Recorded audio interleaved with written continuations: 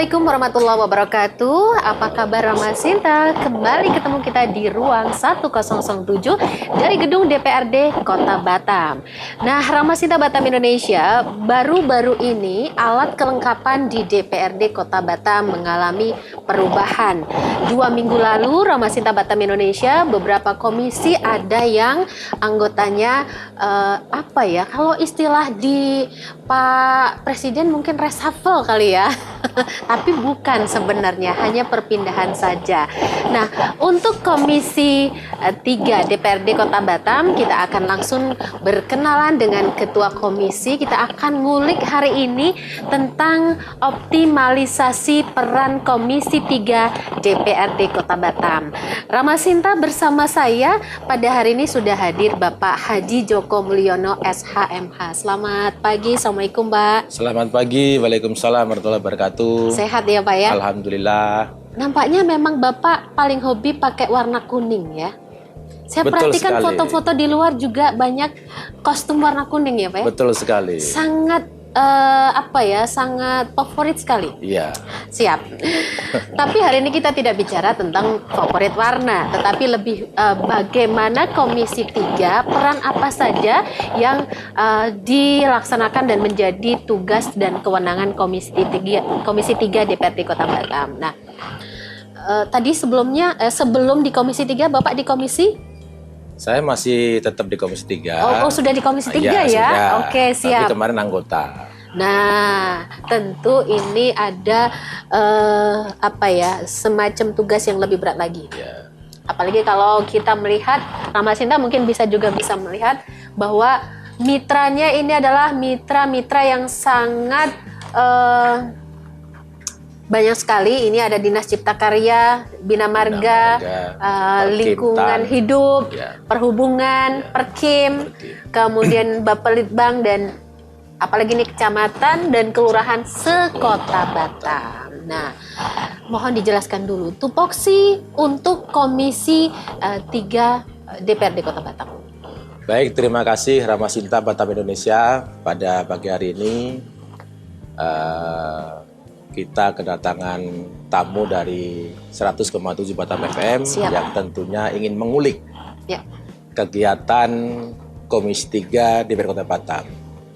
Perlu kami sampaikan bahwasanya Komisi 3 DPRD Kota Batam membidangi sarana prasarana dan lingkungan hidup serta infrastruktur, yang mana memang di Komisi 3 inilah paling banyak menyerap anggaran. Betul, Ya, betul. karena berkaitan langsung dengan infrastruktur yang saat ini memang sesuai dengan visi misi Pak Wali Kota dan Pak Wakil Wali Kota yang telah diperdakan dalam Perda RPJMD tahun 2021-2026 memang menitik beratkan kepada pembangunan infrastruktur. Ya. Walaupun sekarang ini periode kedua Pak Wali Kota, tentunya masih banyak PR yang harus dilaksanakan. Salah satunya masih kemarin awal tahun 2022 kita masih mengalami banjir yang luar biasa. Ya.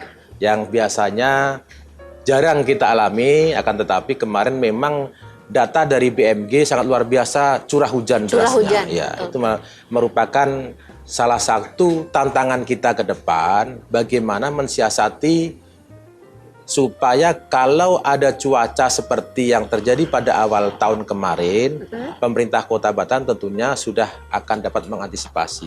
Baik. Kebetulan itu di bidang Bina Marga Sumber Daya Air. Ya. Tentunya pemerintah Kota Batam sudah action dan sekarang sudah mulai melaksanakan pelebaran saluran drainase manual pakai beko sementara. Baik.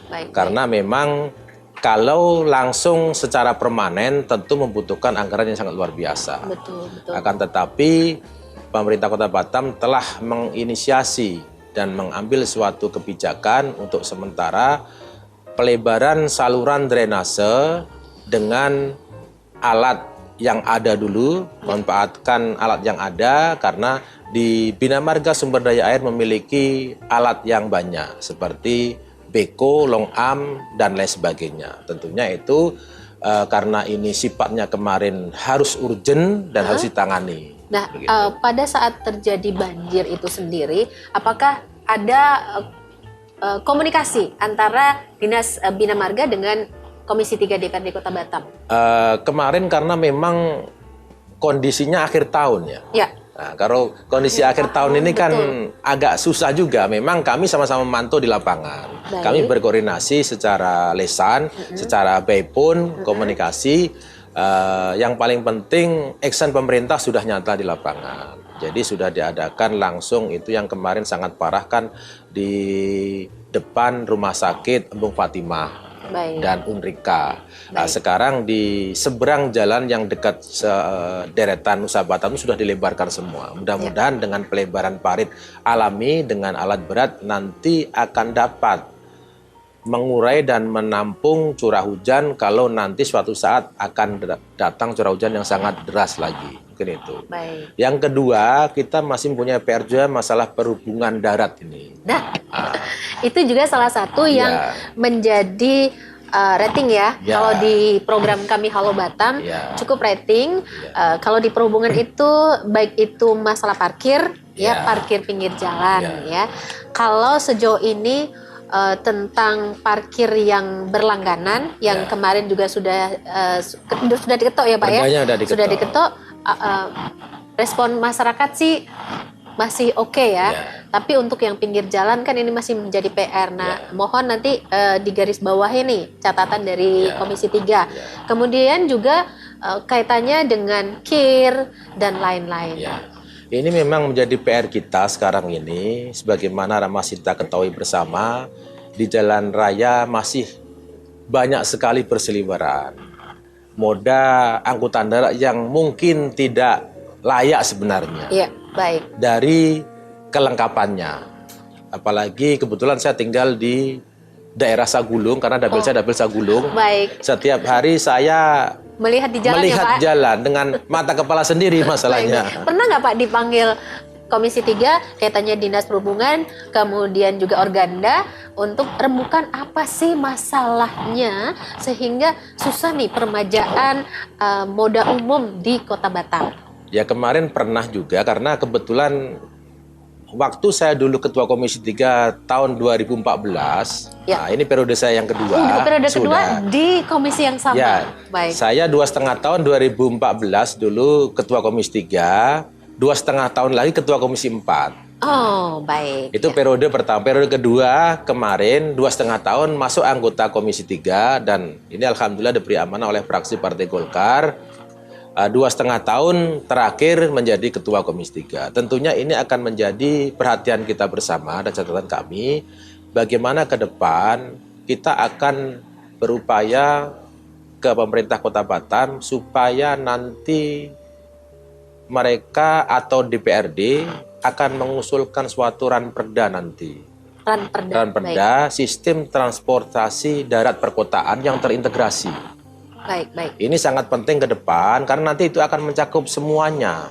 Baik itu nanti armada maupun nanti masalah parkirnya semua. Baik. Kita akan mencari masukan nanti ke kota-kota yang sudah mungkin lebih maju dan lebih tertib, karena memang tidak bisa dipungkiri kondisi angkutan darat kita ini memang sekarang luar biasa, sangat semrawut.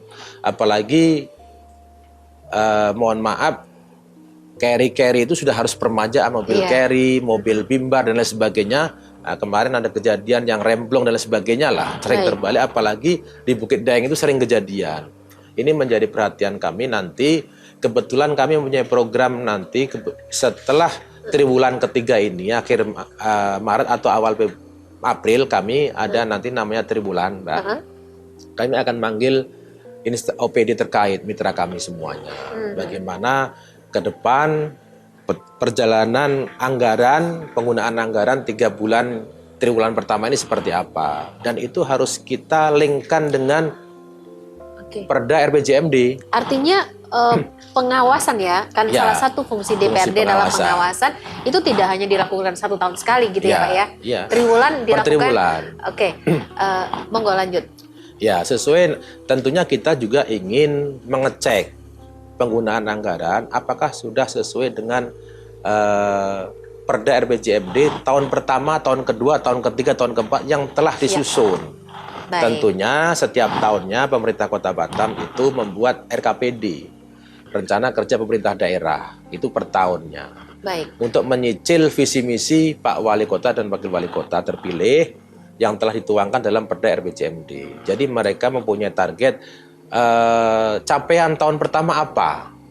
Sesuai nggak nanti dengan yang dilaksanakan dengan yang kita anggarkan kemarin waktu pengesahan APBD. Memang kemarin kita mengalami beberapa kali namanya penjabaran dan itu sudah ada perwakonya karena memang situasi kondisi ekonomi yang tidak memungkinkan. Jadi pemerintah Kota Batam harus merevisi atau merubah anggaran-anggaran kemarin yang telah diajukan karena faktor-faktor pandemi COVID kemarin. Banyak target pendapatan hasil daerah yang tidak tercapai, Mbak. Makanya pemerintah Kota Batam untuk menstabilkan kondisi keuangan kas daerahnya memang harus melakukan penjabaran.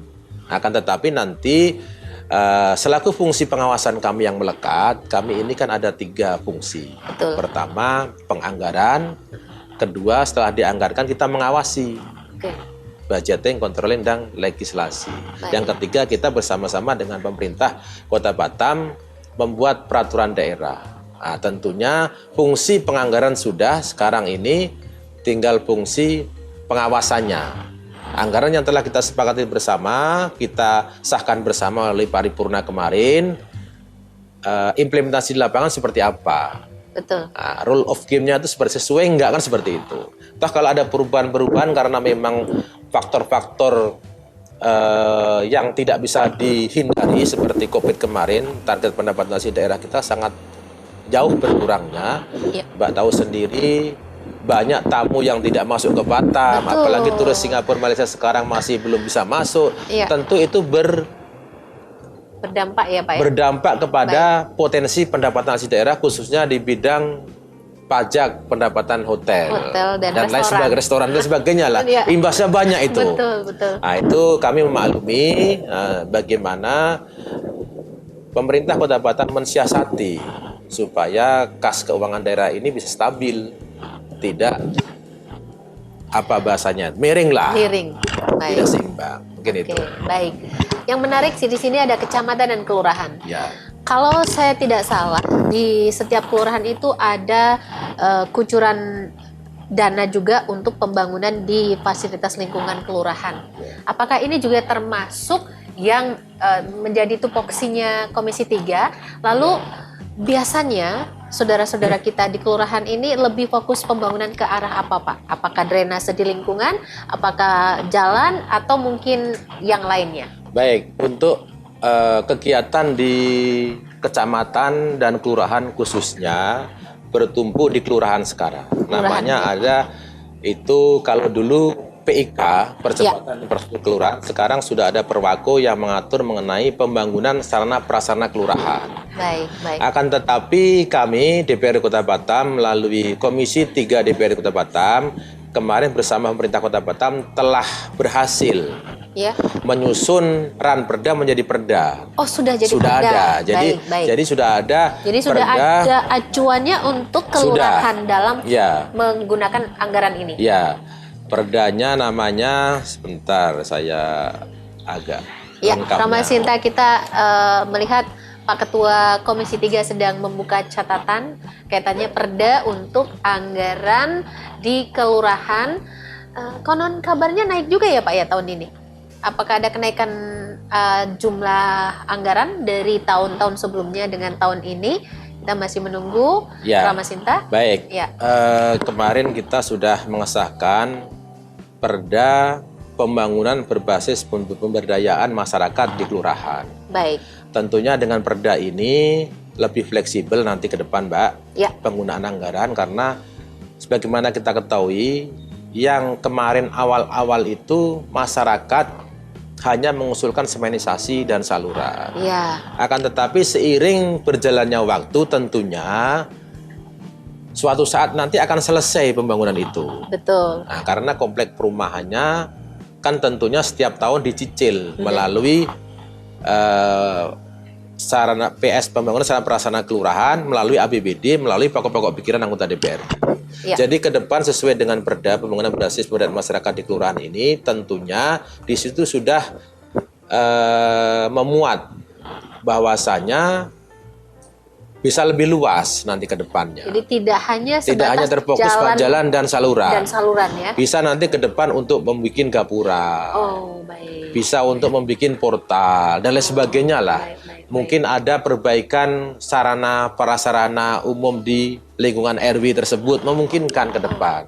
Ada lagi nanti pembangunan sumber daya manusianya ke depan, pelatihan. Ini menarik Pak, kalau ternyata memang di dalam Perda ini sudah merangkum, boleh penggunaannya lebih luas lagi. Lebih luas gitu ya. Sehingga Rama Sinta yang mungkin ini berkiprah di tingkat kelurahan, RW ya, ini menjadi angin segar bagi saudara-saudara kita di kelurahan untuk bisa lebih luas lagi penggunaan anggaran di kelurahan ini. Menarik sekali.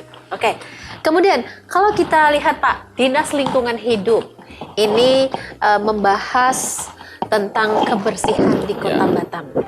Bagaimana tingkat koordinasi dengan DPRD Kota Batam kaitannya untuk memaksimalkan penanganan sampah di Kota Batam? Ya, memang salah satu tadi peran fungsi kecamatan dan kelurahan itu selain mengelola masalah pembangunan yang berbasis pembangunan pemberdayaan masyarakat di kelurahan, juga masalah sampah dan sebagian diserahkan ke kecamatan. Betul. Ya. Mereka mengurusi menjalankan armada yang kecil, mobil-mobil carry, khusus untuk lorong-lorong.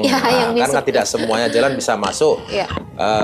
Mobil yang besar, ambrol atau mobil yang gede dari Dinas Lingkungan Hidup bidang kebersihan, mereka jadi diserahkan kepada lurah camat untuk mengelola. Tentunya memang tidak kita pungkiri, ini menjadi PR kita juga, Mbak.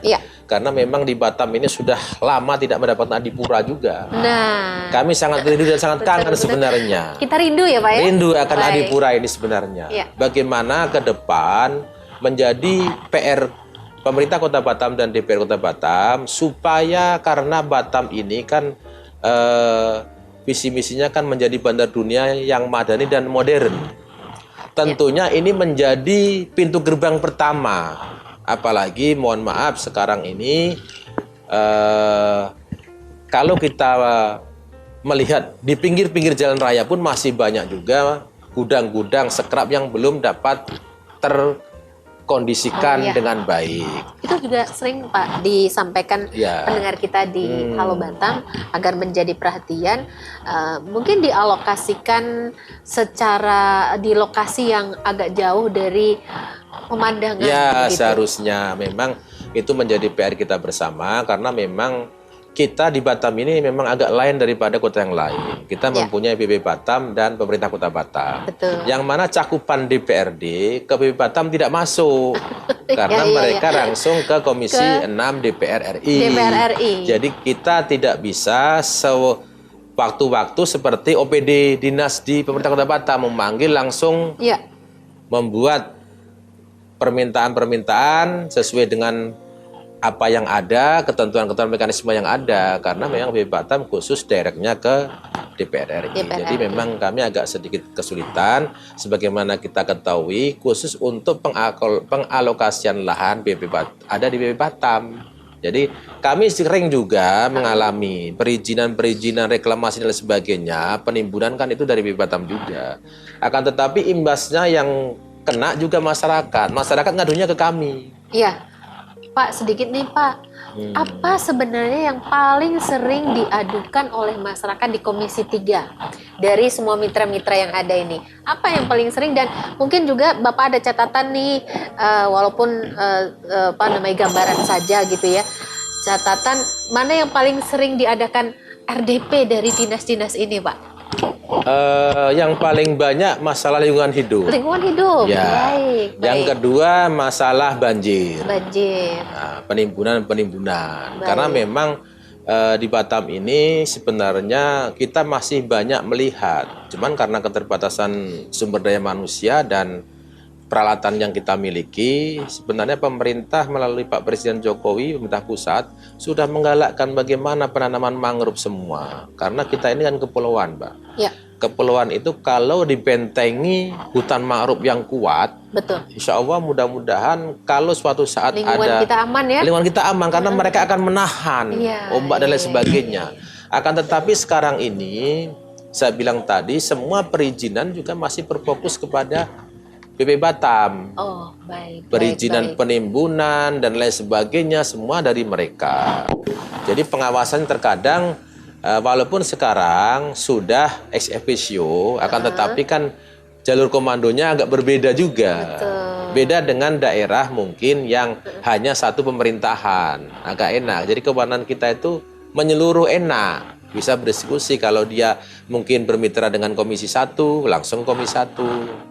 Masalah hukum pemerintahan, Komisi 2 masalah ekonomi pembangunan, Komisi 3 sarana prasarana infrastruktur lingkungan hidup, Komisi 4 tenaga kerja, pendidikan, dan kesehatan, enak langsung. Iya. Kalau ini sekarang ini kan mereka ke pusat, memang kami agak kesulitan di situ. Baik. Dan seringkali kami memanggil RDP yang diutus orang-orang yang tidak bisa ngambil kebijakan. Hanya mewakilkan, nanti saya sampaikan pada pimpinan. Nah, itu berlanjut. Baik. Nah, hal inilah juga yang mungkin menjadi perhatian kita bersama nanti ke depannya bagaimana supaya ada sinkronisasi yang terintegrasi antara pemerintah Kota Batam dan BP Batam. Karena imbas di lapangan luar biasa. Itu. Pak, kemarin baru saja kita berdialog dengan warga yang kebetulan dihadiri oleh Pak Wali Kota Batam. Masyarakat, salah satunya juga Sagulung yang ditanyakan ya. Masyarakat mengatakan Sagulung ini sudah selayaknya dimekarkan. Tapi kalau kita bicara tentang pemekaran kan tidak serta-merta segitu saja. Kita butuh bangunan untuk perkantoran, kita butuh SDM dan lain sebagainya. Berkaitan dengan Dinas Cipta Karya ya. Kalau kita bicara tentang tata ruang dan cipta karya. Nah ini apakah ada pembahasan ke arah sana, Pak? Sejauh ini rencana sudah ada. Baik. Waktu kita nyusun Perda RPJMD ke depan, akan tetapi karena memang keterbatasan anggaran ini. Siap. Jadi sekarang saja mohon maaf, kita aja memekarkan RT RW juga masih terkendala masalah anggaran, Bu, Mbak. Baik. Banyak satu RT terkadang dia sampai 200-300 kakak. Terutama Sagulung ya? Iya. Sagulung ini luar biasa, satu kecamatan itu perwakilan dewannya ada 9. 9 satu kecamatan, satu dapil lagi. Satu dapil satu kecamatan. Bisa dibayangkan. Sedangkan sementara untuk dapil 3 aja 4 kecamatan. 4 kecamatan cuma 8 kursi. Iya. Kita 9. Jadi memang seyukyanya dan sudah sepantasnya lah Sagulung ini dimekarkan menjadi 2 atau 3 kecamatan sebenarnya. Baik. Karena rentang jumlah masyarakat yang dilayani juga kasihan aparatur penyelenggara pemerintahannya. Baik. Karena terlalu banyak yang dilayani, harusnya mereka itu bisa semakin kuotanya itu semakin terarah dan pas akan lebih memudahkan dalam pengorganisasian pelayanan. Karena sekarang ini mohon maaf kalau kita melihat banyak di Sagulung ini khususnya mau pemekaran RT pun tidak bisa karena memang konsekuensinya nanti dengan insentif bulanan itu betul, sangat berat anggarannya. Iya. Itu menjadi masih banyak pertimbangan. Masih banyak pertimbangan. Oke. Sekarang ini lagi musim musrenbang dan sudah masuki babak akhir ya kalau kita bilang pertandingan ini udah final nih. Ya final karena udah di tingkat Kota Batam. Walaupun nanti mungkin masih ada yang Pemprov ya, tapi kan ranahnya yang sudah kita bicarakan kota. Nah, 2023 untuk yang terkait dengan Komisi 3 apa nih fokusnya yang mungkin digarisbawahi dan menjadi catatan? Yang menonjol ya. Yang nanti menonjol. Akan penyelesaian bundaran Simpang Barelang. Yang akan dicantik-cantikan ya. Karena warga udah nanya nih Pak. Kok Simpang Barelang sama Simpang Basecamp nggak kurang cantik katanya begitu. Kelihatannya nanti 2023 ini selesai sama yang Simpang Basecamp. Dan akan ada nanti renovasi Masjid Raya. Renovasi, baik. Raya itu yang agak besar lah. Agak besar ya. Itu. Terus 2023 fokus nanti pemerintah Kota Batam itu akan menambah ruang kelas baru untuk beberapa RKB. SMP, Bu. Seperti SMP 59, SMP 60. Sekarang ini memang kondisi sangat memprihatinkan. Mereka kebutuhan lokal, kebetulan kan itu di Dapil Sari Sagulung itu 59 dan 60. Jadi memang kemarin yang saya dengar dari orang tua wali murid bahwasanya mereka itu sekarang udah tahun yang ketiga dan 59 udah lulus sebenarnya, udah meluluskan murid, akan tetapi sampai sekarang mereka hanya mempunyai 2-3 lokal saja. Kebutuhan mereka 16, kurang banyak. Jadi mudah-mudahan 2023 ini nanti pemerintah Kota Batam melalui Dinas Pendidikan dapat melaksanakan pembangunan ruang kelas baru sehingga anak didik kita yang sekarang ini sudah mulai masuk sekolah, ada sebagian masih online, ada sebagian sudah offline, bisa nanti dapat belajar mengajar secara normal. Kita harapkan seperti itu. Oke, baik. Kalau mau kita ulik lagi itu banyak sekali Ramasinta, tapi paling tidak poin-poin pentingnya sudah kita dapatkan dari berbagai mitra tadi sudah dijabarkan satu persatu, termasuk juga fokus di tahun 2023. Ini terima kasih banyak waktunya Pak. Mudah-mudahan ini menjadi pencerahan, menjadi satu informasi bagi masyarakat, bagi Ramasinta, bagi pendengar kita yang dan juga penonton di ruang 1007. Insya Allah kita akan ketemu di lain waktu, Pak. Baik, terima kasih. Barangkali ada yang ingin disampaikan kepada Ramasinta? Baik, kepada seluruh Ramasinta 100,7 Batam FM, tentunya marilah kita sama-sama tetap harus menjaga kesehatan walaupun pemerintah sudah menyatakan sudah mulai melonggarkan, akan tetapi kita tetap setiap hari harus waspada untuk saling menjaga kesehatan. Salam sehat selalu untuk Ramasinta Batam FM. Terima kasih. Wassalamualaikum warahmatullahi wabarakatuh. Waalaikumsalam warahmatullahi wabarakatuh. Ramasinta, demikian bincang-bincang kita bersama Ketua Komisi 3 DPRD Kota Batam, Bapak Haji Joko Mulyono SHMH. Mudah-mudahan membawa satu angin segar bagi kita semuanya, karena memang ternyata Komisi 3 ini banyak yang sangat bersinggungan dengan masyarakat dan termasuk juga yang sering Bapak Ibu keluhkan di program Halo Batam setiap pagi hari Senin sampai dengan Jumat. Saya Yanti Larsati bersama kru, terima kasih untuk kebersamaan Anda. Wassalamualaikum warahmatullahi wabarakatuh. Waalaikumsalam warahmatullahi wabarakatuh.